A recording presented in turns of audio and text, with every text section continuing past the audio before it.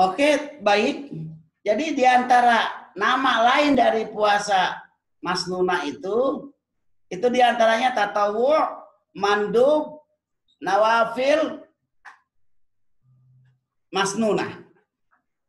Nah, sekarang kita ini akan dijelaskan pertama, saumut tatawu al-mutlak. Ada puasa sunnah yang mutlak disebutnya. Apa itu? As-saumut tatawu al-mutlaqu huwa saumu ma syaa minal ayyami ghairi mutaqayyidin bi ayyi nizamin aw sababin aw zamanin. Wa zalika mata walizalika mata tajtanib as-saimul ayyamul makruh awil muharram saum fiha wa hiya saumu ayyaumin min ayyamis sana amma ma'ada ma warada an-nahyu an saumi karahatin au tahriman. Oke, jadi gini. Pertama kita kenal ada puasa mutlak. Yang dimaksud dengan puasa mutlak itu adalah puasa yang dilakukan itu mutaqayyidan bi ayyi nizam. Ada kaitannya. Bisa dengan zaman, bisa dengan tempat. Wazalika mata tajtanibus shaimul ayyamul makruha awil muharram misaufiya. Itu puasa kapan saja. Kita ini jangan terkena puasa yang makruh. Puasa yang diharamkan puasa. Jadi puasa mutlak itu puasa yang dilakukan menghindar, tidak ada kaitan dengan puasa makruh dan puasa haram. Karena ada puasa yang makruh. Di antara puasa makruh, ada puasa yang haram. Di antara puasa yang haram, insya Allah di bab ini kita sedikit lagi. Kita akan masuk kepada natijah, kesimpulan melalui tabel yang disampaikan oleh pengarang buku ini dari 4 imam mazhab. Nah, nanti kesimpulannya ntar di akhir. Puasa mutlak itu puasa sunnah mutlak. Dia tidak mengikat kepada waktu, zaman, hal-hal yang lain seperti tidak menjadi makruh, tidak jatuh kepada haram. Di antaranya saumu ayyi yaumin min ayyamis sanah al-ama ma'ada ma warada nahyu an saumi karahatin aw tahrimi. Puasa mutlak itu silakan puasa pada prinsipnya bebas hari apa saja. Asalkan jangan terkena hari-hari yang dimakruhkan dalam berpuasa. Hari-hari yang diharamkan dalam berpuasa. Mana hari-hari yang diharamkan berpuasa? Kemarin sudah kita singgung. Yang diharamkan puasa. Tanggal 1 bulan Syawal. Aid. Tanggal 10 bulan tanggal 9 tanggal 10 betul. Zulhijjah. Itu hari tasyrik. Karena tanggal 8 Tarwiyah, tanggal 9 Arafah, ini disunahkan masih. Bagi orang yang tidak hadir di Arafah. Nah, yaumut tasyrik kita kenalnya. Itu diharamkan berpuasa hari-hari tasyrik.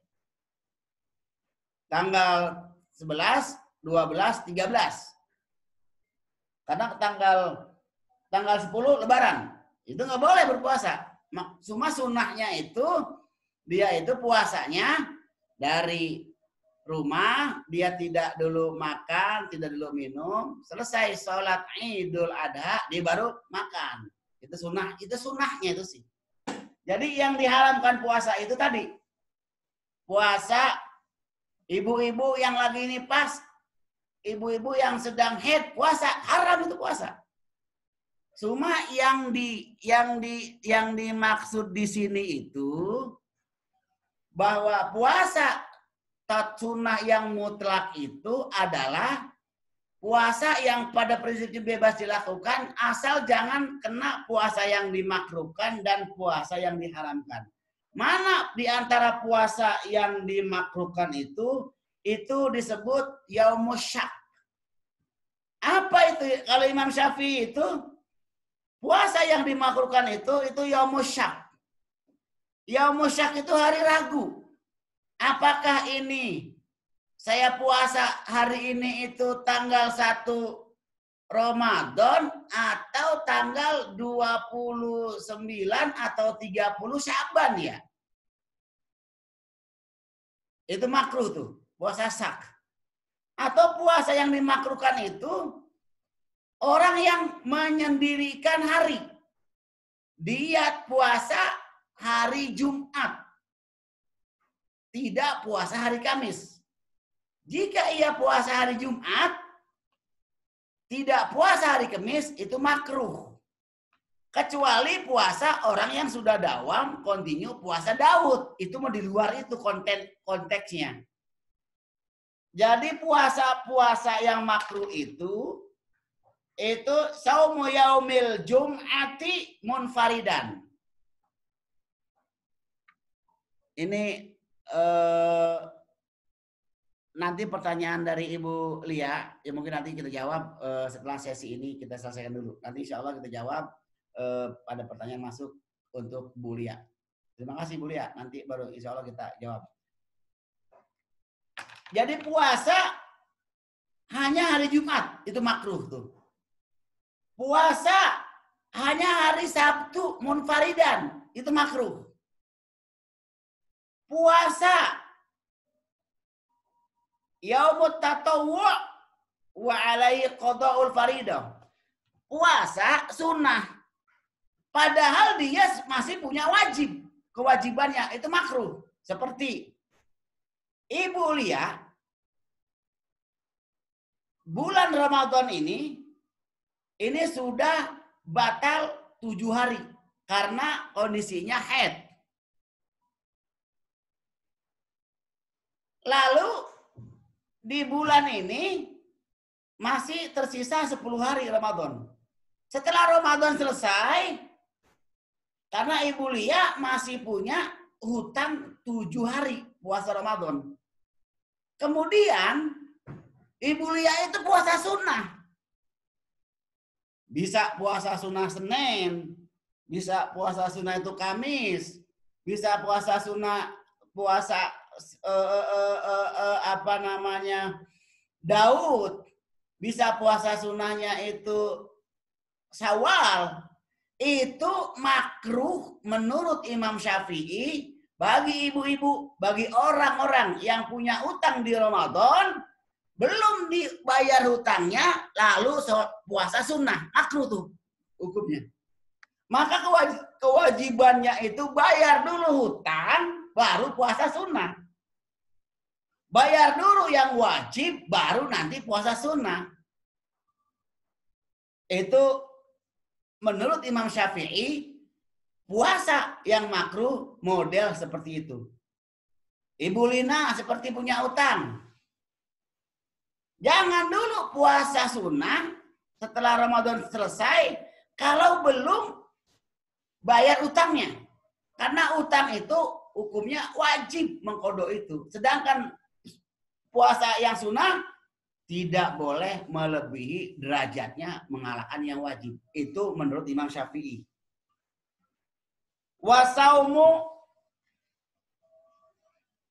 Wasaumu yaumin au yaumaini qabla Ramadan. Menurut Imam Syafi'i, puasa 1 hari atau 2 hari sebelum Ramadan. Itu makruh tuh. Bagi orang yang tidak terbiasa berpuasa. Itu. Jadi saya selalu sampaikan, saya perkuat. Bagi orang yang tidak terbiasa berpuasa. Bila orang itu biasa berpuasa sunnah yang lainnya, maka dia tidak makruh. Seperti orang yang terbiasa sholat puasa Kamis, Senin. Lebaran dah. Puasa jatuh di hari Sabtu seperti. Dia masih puasa hari Kamis. Bagi orang yang terbiasa puasa dibolehkan. Tidak makruh. Baik puasanya puasa Senin Kamis ataupun puasa yang dilakukan puasa Daud seperti. Nah, itu menurut Imam Syafi'i.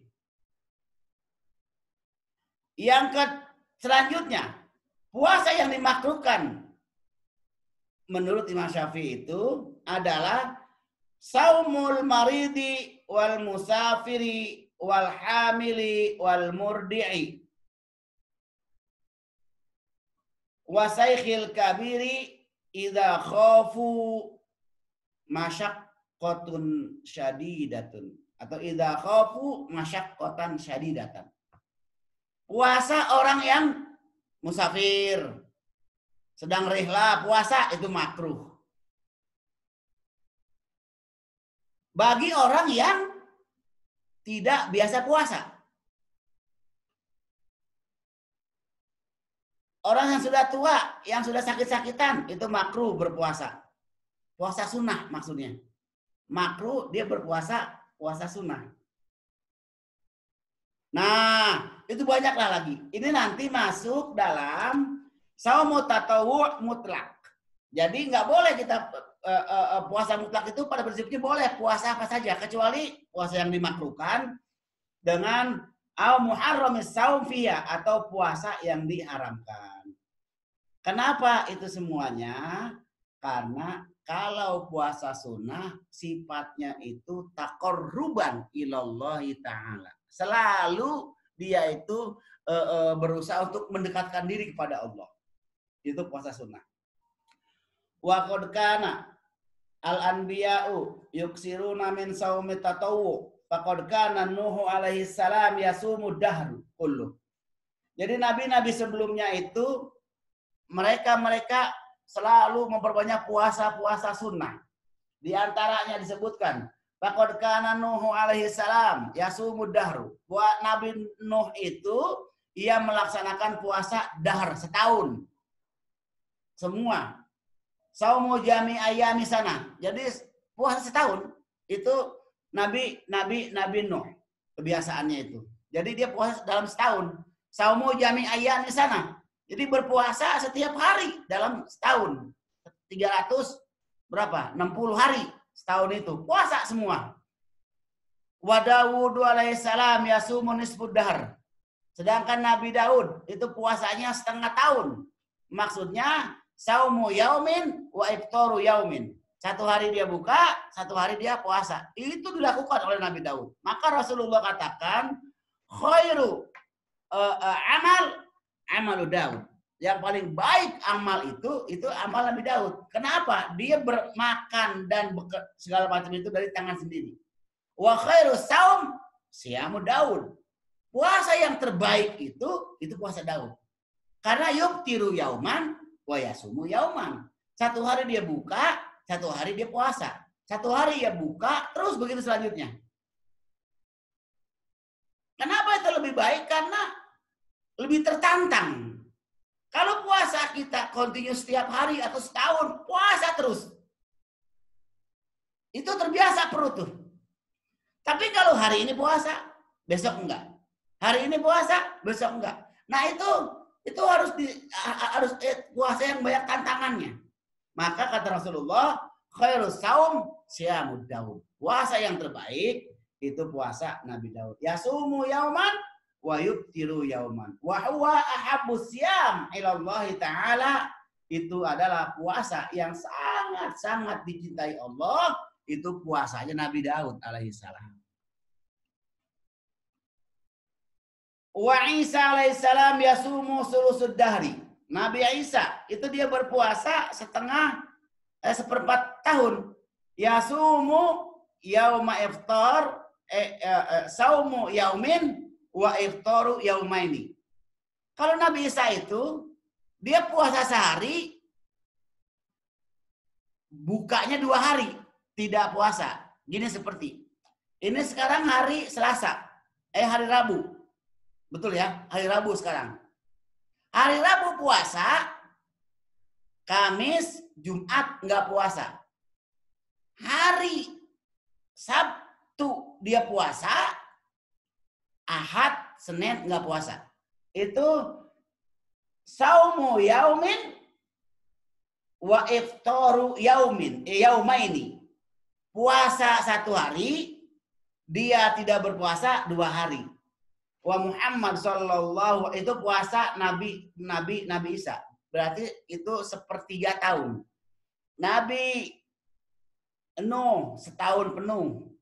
Nabi Musa, Nabi Daud setengah tahun. Karena yasumu yauman wa yuftiru yauman. Nabi itu puasa yang paling Allah senangi, puasa Daud. Nabi Isa alaihissalam, dia berpuasa 1/3 tahun. Sepertiganya. Dalam setahun itu. Dia 1 hari puasa, 2 hari tidak berpuasa. Wa Muhammadun alaihi salatu wassalam yasumu hatta yuqalu la yuftir. Wa yuftiru hatta yuqalu la yasum. Wa hikmatun wa hikmatu ikhtilafil anbiya fi tariqati saumihim huwa al-ikhtilafu halihim. Wali anna sauma tiryaqin nufus wa tiryaqi la yukhad minhu illa biqadril hajah. Oke. Kalau Rasulullah berpuasanya itu wa Muhammad alaihi salatu wassalam yasumu hatta yuqal la yuftir. Jadi ketika Rasulullah berpuasa, seakan-akan Rasulullah itu nggak pernah buka puasa. Artinya puasa terus. Kalau sedang berpuasa. Yasumu hatta yuqalu la yuftir. Dia puasa sehingga dikatakan nggak pernah buka puasa. Wa yuftiru hatta yuqalu la yasum. Ketika dia tidak berpuasa, maka yuqalu la yasum. Wa yuftiru hatta yuqalu la yasum. Dia berpuasa seakan-akan nggak pernah puasa. Kalau dia sedang puasa, nggak pernah dia berbuka puasa. Maksudnya apa? Mahwal maksud. Karena Rasulullah SAW menjalankan umat ini menjalankan semua syariat man qablana. Karena Rasulullah memerintahkan umatnya untuk menjalankan syariat man qablana. Melakukan ibadah termasuk ibadah-ibadah sebelum Rasulullah SAW. Itu kita kenal dengan syar'un man qablana. Nih, kalau saya petakan nih dalam kajian yang agak sedikit melebar. Hukum Islam itu manbat, mazhar, masru' min tasyri'. Pertama Al-Qur'an. Yang kedua Al-Hadis. Yang ketiga ijma'. Qiyas. Al-Qur'an, hadis, ijma', qiyas. Ada lagi ditambah yang kelima itu istidlal. Istidlal itu laisa Qur'anan wala hadisan wala ijma'an wala qiyasan.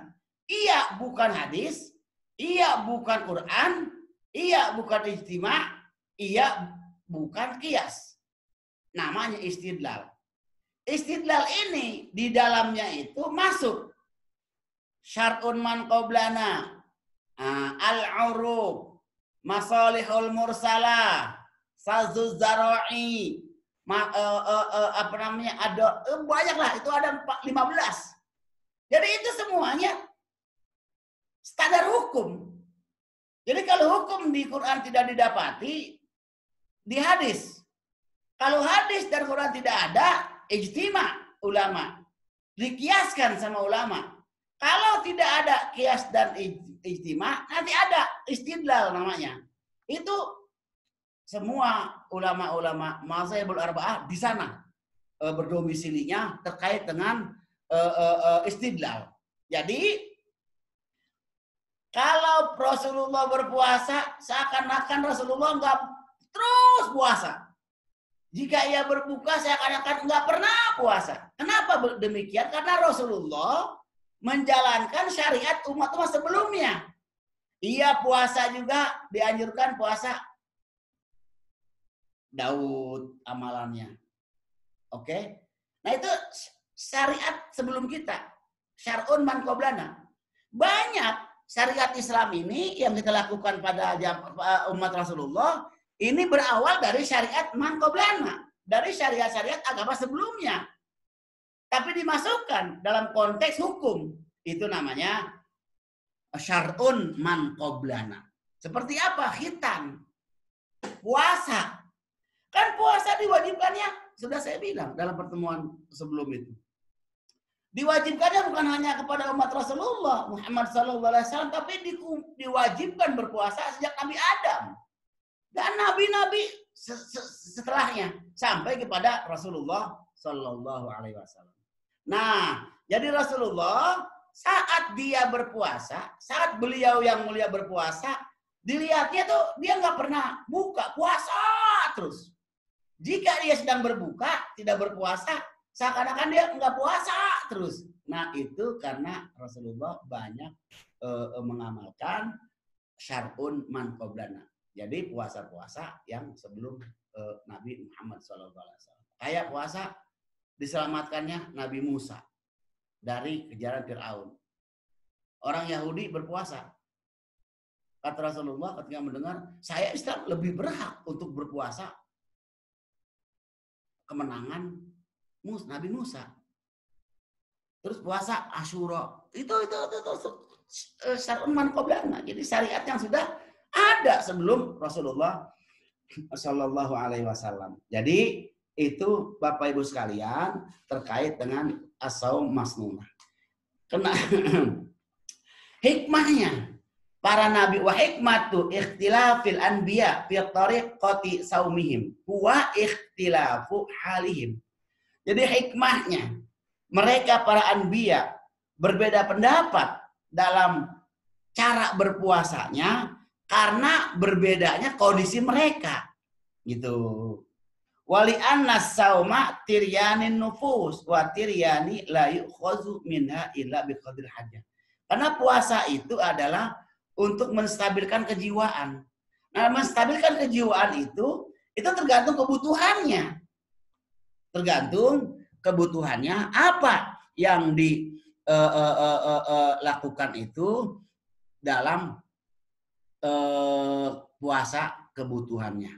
Nah, oke, itu kajian kita di tanggal 20 Ramadan ini. Secara kajiannya itu mungkin saya cukupkan dulu. Nanti kita menjawab. Saya juga belum baca ini pertanyaan dari Ibu Lia. Nanti kita baca, baru nanti kalau bisa kita jawab hari ini. Kalau tidak bisa, jawabnya besok. Kita rujuk lagi ke buku. Karena kita bentuknya, ya selalu saya sampaikan itu kajian. Jadi kalau salah, kalau tidak bisa, ya tidak bisa. Harus baca lagi. Jadi itu nanti kita sambung dengan pertanyaan Bu Lia. Nah untuk kajian kita di bab puasa ini, sekarang kita sudah masuk dalam bab yang bab keempat dari pasal kedua, yaitu puasa yang disunahkan. Sebelumnya puasa yang diwajibkan, mafruḍah, sekarang masnunah. Nanti tersisa puasa makruhat dengan puasa muharramat. Puasa yang diharamkan dan puasa yang hukumnya makruh. Berarti kita masih ada nih tentang status puasa ini, puasa yang diharamkan, yang mau kita bahas, dengan puasa yang dimakruhkan. Puasa apa saja? Karena hari ini kita bahas tentang puasa yang disunnahkan, yang dianjurkan. Oke, nah itu untuk kajian kita di siang hari ini menjelang sore pada tanggal 20 Ramadan. Nah untuk pertanyaan Bu Lia, bisa saya baca pertanyaannya. Ini pertanyaannya itu. Nanti insya Allah panjang sekali Bu Lia pertanyaannya. Saya pribadi pernah dulu ketika hamil kemudian sakit. Lalu dilarang berpuasa karena harus minum obat. Setelah Ramadan selesai, saya bayar fidyah juga mencicil mengganti puasanya. Kemudian setelah bayi lahir, ketemu lagi bulan Ramadan. Kondisi saya sedang menyusui, sudah berusaha berpuasa, akan tetapi ketika menyusui bayi saya menolak. Dia nangis jerit-jerit. Akhirnya saya putuskan untuk tidak berpuasa. Setelah Ramadan selesai, saya juga bayar fidyah dan bayar puasa. Iya, betul. Jadi yang dilakukan Bu Lia sudah betul, tepat betul. Jadi kemarin kan kita sudah sampaikan. Jadi orang yang berpuasa karena takut pada dirinya, berpuasa karena bukan takut karena yang dihamilkan atau anak yang disusukan, ia berhak hanya mewajibkan puasa saja bayarnya. Tapi kalau dia khawatir anaknya ini dalam kandungan mati, meninggal, nggak bisa hidup, nah itu berarti sudah melebihi kapasitas sebagai manusia, karena itu sudah milik Allah. Itu sebetulnya ilahnya. Itu sebetulnya alasannya. Jadi kalau ibu-ibu tidak puasa, sedang hamil, kadang nggak kuat puasanya, itu cukup qadha. Jika khawatir puasanya itu karena ke bayi, itu qadha dan fidyah. Begitu juga dengan ibu yang menyusui. Begitu juga dengan yang nifas. Kalau nifas, dia sudah dipastikan dia hanya qadha saja, nggak ada fidyah kalau nifas gitu. Nah, jika kemarin sudah disinggung, jika tahun sekarang nih, tahun sekarang puasa di 2020 atau yang lebih gampang puasa tahun lalu lah, puasa 2019. Ibu masih punya utang. Masih punya utang belum selesai. Ramadan di tahun ini. Masih bawa utang lah katakan. Nah ibu itu bayar utang. Yang tahun sekarang ini ibu setelah Ramadan puasa plus bayar fidyah. Karena itu tahwin. Ibu meremehkan statusnya. Bapak sih enggak ya. Bapak mungkin bapak kalau otaknya bukan ini, bapak itu kalau sakit atau yang lainnya. Tapi orang yang meninggal yang punya qadha belum dibayar puasa tahun sebelumnya, masuk tahun ini, nanti setelah bulan Syawal, kalau mau dia mau qadha, dia plus bayar fidyah. Karena tahwin. Selalu menyepelekan. Nah itu yang dilakukan oleh Bu Lia sudah betul. Dalam konteks pertanyaan itu pertanyaannya kan yang saya lakukan ini, saya pernah lakukan ini. Nah itu saya pikir sudah terjawab oleh kita bersama. Itu begitu, memang yang dilakukan sudah tepat. Jadi kemarin di bab qadha itu sangat ramai sekali kita bahas tentang wanita-wanita bagaimana yang cara mengqadha itu bagaimana, yang tidak mengqadha itu bagaimana, hukuman orang yang menyepelekan puasa qadha bagaimana, dan apa ukubahnya itu bagaimana. Itu kemarin di bab sebelumnya bisa dirujuk ke video yang sudah ada di kajian 29, bagian 29. Jadi kemarin itu sangat ramai. Bisa ibu, bapak, teman-teman yang ingin memperdalam itu tentang puasa qadha itu bisa dilihat lagi kembali ke di YouTube, video YouTube itu di kajian bagian ke-29. Oke, begitu Ibu Lia, kurang lebih yang bisa saya jawab, sampaikan di pertanyaan Ibu Lia. Mudah-mudahan Allah Subhanahu wa taala semua memberikan apa yang kita niatkan, semua kita mendapatkan keberkahan dan diterima puasa kita di bulan Ramadan ini. Mari sama-sama sebelum kita tutup pengajian kita dengan seperti biasa kita baca doa kafaratul dzunub. Mari sama-sama kita istighfar kepada Allah Subhanahu wa taala agar apa yang kita lakukan ini selalu dibersihkan dari sifat riya, takabur, ujub dalam kajian kita di Ramadan ini dan mendapatkan investasi akhirat. Nanti kelak di yaumil akhirah, yaumil jaza, kita akan peroleh pahala kita dalam kajian di bulan Ramadan ini jika bersih, selamat dari riya, ujub, takabur dan sebangsanya. Nah, oleh karenanya di kajian ini kita tutup dengan Allahumma sholli ala sayyidina wa habibina wa syafi'ina wa maulana Muhammad wa sallim tabarakta wa ta'ala an kulli sahabati sayyidina Rasulillah ajma'in. Allahumma ja'alna minal ladzina yastami'una al-qawla fayattabi'una ahsana. Allahumma ja'alna minal ladzina yastami'una al-qawla fayattabi'una ahsana. Allahumma ja'alna minal ladzina yastami'una al-qawla fayattabi'una ahsana. Allahumma ighfir lana ma madha min dzunubina wahfazna fi ma baqiya min a'malina wa qul ma'udna bil ma'siyati fa'ud 'alaina bit taubati minha wa idza nasina fadzakkirna wa idza amaina wa idza absirna fa'amaina wa idza nasina ya rabbana fadzakkirna mimma nasina birahmatika ya arhamar rahimin wa alhiqna bis salihin. Allahumma astaghfirullahalazim li wa li walidayya wa li ashabil huquqi wajibati alayya wa li masakhina wa li ikhwanina wa li jami'il muslimina wal muslimat wal mu'minina wal mu'minat al ahya'i minhum wal amwat. Subhanakallahumma wa bihamdika asyhadu an la ilaha illa anta astaghfiruka wa atubu ilaik. Wassalamualaikum warahmatullahi wabarakatuh. Jazakallahu khair.